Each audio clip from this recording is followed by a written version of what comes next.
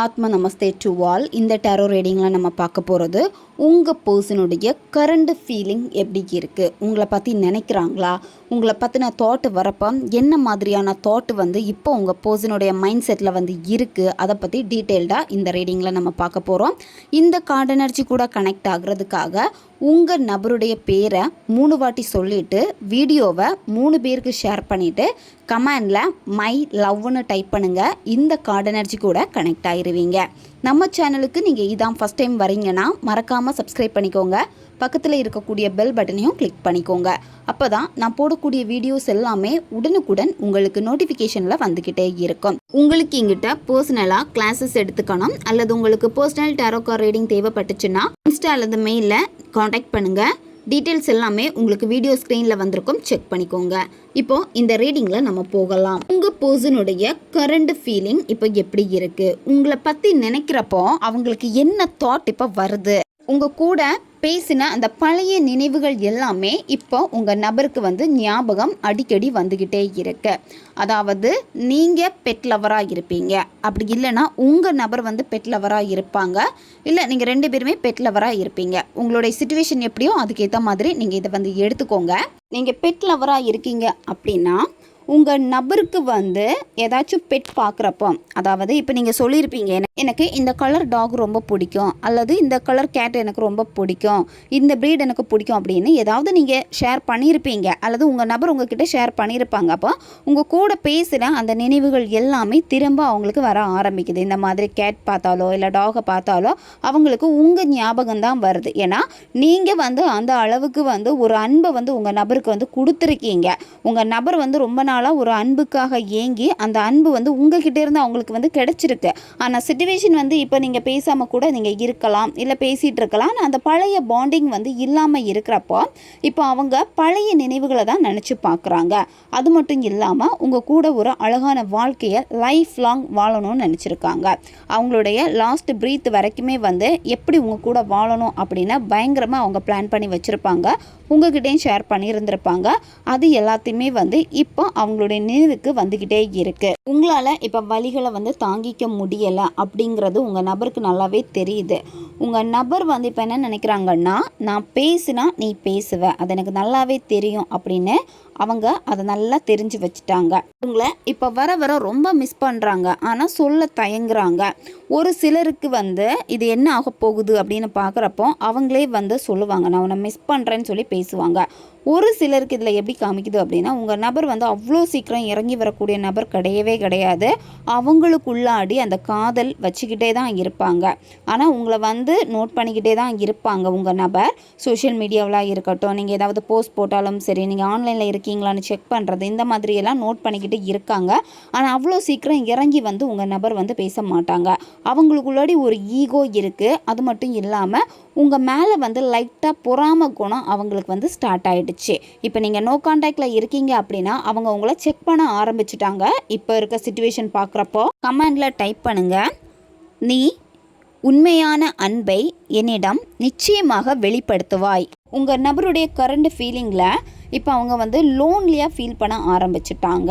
நீங்கள் எப்படி லோன்லியாக இருந்தீங்களோ, எப்படி நீங்கள் ஒரு பெயினை அனுபவிச்சிங்களோ, அதே மாதிரி இப்போ அவங்க சைடில் ஸ்டார்ட் ஆக ஆரம்பிச்சிடுச்சு. அதாவது கொஞ்சம் கொஞ்சமாக லோன்லியாக உங்கள் நபர் இருந்துக்கிட்டே இருக்காங்க. அந்த லோன்லி ஃபீலில் தான் பார்த்திங்கன்னா அதிகமான தாட் உங்களை பற்றி வர ஆரம்பிச்சிடுச்சு. கமெண்டில் டைப் பண்ணுங்கள், நீ என்னை ஆழமாக நினைத்து கொண்டிருப்பதற்கு நன்றி. உங்கள் நபர் ஏதாவது ஒரு ரீசனை வச்சு உங்ககிட்ட இருந்து விலகி போயிருந்திருப்பாங்க. எனக்கு இது வேண்டாம், செட் ஆகாது, எனக்கு நிறைய கடன் பிரச்சனை இருக்குது, எனக்கு ஃபினான்ஷியலில் சப்போர்ட் இல்லாமல் நான் நிற்கிறேன், இப்போ எனக்கு என் ஃபேமிலி தான் முக்கியம் அப்படின்னலாம் சொல்லி உங்களை விட்டு பிரிஞ்சு போயிருப்பாங்க. அப்படி இல்லைன்னா அவங்க வேறு ஏதாவது படிக்க போகிறேன்னு சொல்லியிருப்பாங்க, கரியருக்கு இம்பார்ட்டன்ட் கொடுக்க போகிறேன் அப்படின்னு சொல்லிட்டு போயிருப்பாங்க. இந்த மாதிரி இருக்கிறப்போ இப்போ அவங்க எதுக்காக போனாங்களோ அந்த செயலில் அவங்க கிட்டத்தட்ட நெருங்கி பேசி ஒரு முடிவுக்கு வந்தாச்சு. சரியா? அதாவது பணம் சம்மந்தப்பட்ட விஷயங்களில் கொஞ்சம் கஷ்டம் இருந்திருக்கும் உங்கள் நபருக்கு. மற்றவங்க வந்து அந்த பணத்தை வந்து கொடுத்து கொஞ்சம் கொஞ்சமாக உங்கள் நபர் இப்போ கொஞ்சம் ரிலாக்ஸ் ஆகிட்டாங்க. சரியா? அவங்களுக்குன்னு ஏதோ ஒரு பிரச்சனை இருந்திருக்கு. அந்த பிரச்சனை வந்து தீராமல் போய்கிட்டே இருந்திருக்கு. ஆனால் இப்போ அந்த பிரச்சனை வந்து ஓரளவுக்கு வந்து முக்கால்வாசி வந்து முடிவுக்கு வந்து வந்தாச்சு. சரியா? ஏன்னா அவங்க வந்து அந்த பிரச்சனை தான் பெருசு, எனக்கு என் ஃபேமிலி தான் முக்கியம், எனக்கு இதுதான் முக்கியம் அப்படின்னு சொல்லிட்டு ஒரு காரணத்தை வச்சு உங்ககிட்ட இருந்து பிரிஞ்சு போயிருக்காங்க. இப்போ அதில் இருந்து ஓரளவுக்கு தாண்டிட்டாங்க. சரியா?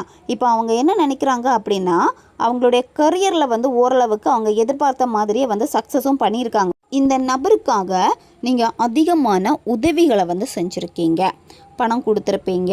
அவங்களுக்கு ஏதாவது ஒரு தேவை இருக்குது அப்படின்னா அந்த இடத்துல ஆளாக நீங்கள் போய் நின்றுருக்கீங்க. சரியா? இப்போது அவங்களுக்கு வந்து எமர்ஜென்சி பணம் தேவை இருக்குது, இல்லை ஏதாச்சும் ஒரு பொருள் வாங்குறாங்க அப்படின்னா உங்களுக்கு தான் கால் பண்ணி கேட்டிருப்பாங்க, நீங்கள் பணம் போட்டு கொடுத்துருப்பீங்க. இந்த மாதிரி அவங்க கேட்கக்கூடிய நேரத்தில் காசு உங்ககிட்ட இல்லைன்னா கூட மற்றவங்க கிட்டேருந்து வாங்கி வச்சு உங்கள் நபருக்காக நீங்கள் செஞ்சுருக்கீங்க, நீங்கள் பார்த்து பார்த்து பண்ணியிருக்கீங்க. இது எல்லாமே இப்போ வந்து அவங்க நினைக்கிறாங்க, எனக்கு இன்னும் ஒரு பிரச்சனை வரப்போ வந்து நீ தான் எனக்கு வந்து நின்றுருக்க அப்படின்னு நினைக்கிறாங்க. இனிமேலும் உங்கள் நபர் வந்து உங்ககிட்ட உதவிக்காக நிச்சயமாக வந்து வரத்தான் போகிறாங்க. ஏன்னா உங்களுக்குள்ளாடி நிச்சயமாக இந்த கொடுக்கல் வாங்கல் வந்து இருந்துக்கிட்டே தான் இருக்கும். ஒரு சிலருக்கு நீங்கள் உங்கள் நபருக்கு பணம் கொடுத்தீங்க அப்படின்னா அந்த பணம் வந்து திரும்ப கிடைக்காது. சரியா? முழுமையாக உங்களுக்கு திருப்பி கொடுக்க மாட்டாங்க, இல்லை கொடுக்காமலும் போவாங்க.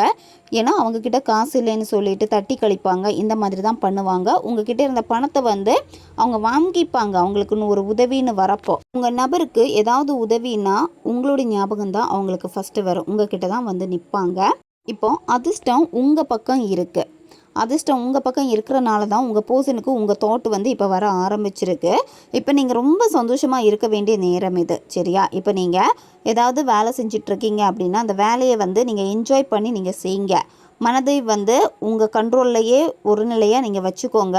எக்காரணத்துக்கு கொண்டும் உங்கள் நபர்கிட்ட போயிட்டு எமோஷ்னலாக நீங்கள் பேச வேண்டாம். நீங்கள் எமோஷ்னலாக பேசுனீங்க அப்படின்னா ஒன்றுமே அங்கே நடக்க போகிறதில்ல. அதனால் நீங்கள் ஹாப்பியாக இருங்க. ஹாப்பியாக உங்கள் லைஃப்பை இப்போ நீங்கள் என்ஜாய் பண்ணணும். நீங்கள் அப்படி பண்ணுறப்ப தான் இங்கே வந்து உங்கள் நபருக்கு இன்னும் வந்து அந்த பொறாம குணம் வந்து அதிகமாக ஆரம்பிக்கும். ஒரு பொசசிவ் வந்து அதிகமாகிறப்ப வந்து அவங்களே வருவாங்க. இப்போ நீங்களாக பேச போகிறீங்க, நீங்களாக ஏதாவது கேட்குறீங்க அப்படின்னா அவங்கக்கிட்ட இருந்து ப்ராப்பர் பதில் வந்து உங்களுக்கு கிடைக்காது. இப்போ கல்யாணம் பண்ணிக்கலாமா நீங்கள் பேச்சு எடுத்தாலோ இல்லை லவ்வை பற்றி பேச்சு எடுத்தாலோ உங்களுக்கு ஆன்சர் பண்ண மாட்டாங்க. ப்ராப்பர் ஆன்சர் கிடைக்கவே கிடைக்காது. அதை அப்படியே சமாளித்து விட்டுருவாங்க, அந்த பேச்சை வந்து அப்படியே மாற்றுவாங்க. இந்த மாதிரி உங்கள் நபர் பண்ணுவாங்க. அவசரப்பட்டு நீங்கள் முன்னோக்கி உங்கள் நபர்கிட்ட போகக்கூடாது. உங்கள் நபர் லவ்னு வரப்போ வந்து ரொம்ப ரொம்ப பின் வாங்குறாங்க. உங்ககிட்ட பேசுவாங்க, நார்மலாக பேசுவாங்க. ஆனால் லவ்னு ஏதாவது நீங்கள் பேசினாலோ இல்லை மேரேஜை பற்றி பேசினாலோ நிச்சயமாக வந்து பின் வாங்குவாங்க. பெருசாக இன்ட்ரெஸ்ட் காமிக்க மாட்டாங்க. அதனால தான் நீங்களாக போகக்கூடாது. அதிர்ஷ்ட சக்கரம் வந்து இப்போ உங்கள் சைடில் வந்து இருக்கிறதுனால உங்களுக்கும் உங்கள் நபருக்கும் இடையே இருந்த அந்த கருத்து வேறுபாடுகள் எல்லாமே வந்து இனிமேல் வந்து கொஞ்சம் கொஞ்சமாக குறைய ஆரம்பிக்கும், மறையும். நல்ல நேரம் வந்து உங்களுக்கு ஸ்டார்ட் ஆகிடுச்சு. கமெண்டில் டைப் பண்ணுங்கள், அதிர்ஷ்ட சக்கரம் எனக்காக வேலை செய்வதற்கு நன்றி. உங்கள் நபர் உங்களை பார்க்குறப்பவும் சரி பேசுகிறப்பவும் சரி ரொம்ப கோவமாக நடந்திருப்பாங்க. அவங்களுடைய ஒவ்வொரு பேச்சும் வந்து உங்களை ரொம்ப ஹர்ட் பண்ணுற மாதிரி இருக்கும் அந்த வார்த்தைகள் எல்லாமே. ஆனால் இனிமே அது எல்லாமே வந்து ரிலீஸ் ஆகிடுச்சு. சரியா? உங்களை பார்க்குறப்போ கோவம் வராது, அவங்கக்கிட்ட பேசுகிறப்ப கோவமாக நடந்துக்க மாட்டாங்க. அது எல்லாமே மாறி உங்கள் மேலே அவங்களுக்கு வந்து இப்போ எப்படி இருக்குன்னா அந்த ஃபீலிங்ஸ் எல்லாமே ஒரு எமோஷ்னல் ஃபீலிங்ஸாக வந்து இருக்குது. இதுக்கு முன்னாடி வந்து சரியாக பேச மாட்டாங்க, கோவப்பட்டுக்கிட்டே இருப்பாங்க, ஒரு வெறுத்த ஒரு ஃபீலை வந்து உங்களுக்கு கொடுத்துருப்பாங்க. ஆனால் இப்போ வந்து என்னென்னா அவங்களுக்கு கொஞ்சம் கொஞ்சமாக அந்த எமோஷ்னல் உங்கள் கூட இருந்த பழைய நினைவுகள் எல்லாமே வந்து திரும்ப அவங்களுக்கு வரப்போ எமோஷ்னலாக உங்கள் நபர் வந்து உடஞ்சி போகிறாங்க. ஆனால் இந்த இடத்துல வந்து அவ்வளோ சீக்கிரமாக உங்கள் நபரை நீங்கள் நம்பிடக்கூடாது. அவங்களுக்கு இப்போ தான் அந்த எமோஷ்னல் ஃபீலிங் வந்து வருது. இன்னும் முழுமையாக அந்த எமோஷ்னல் ஃபீலிங்குள்ளாடி அவங்க வந்து வரல, இப்போ தான் ஸ்டார்ட் ஆகிருக்கு.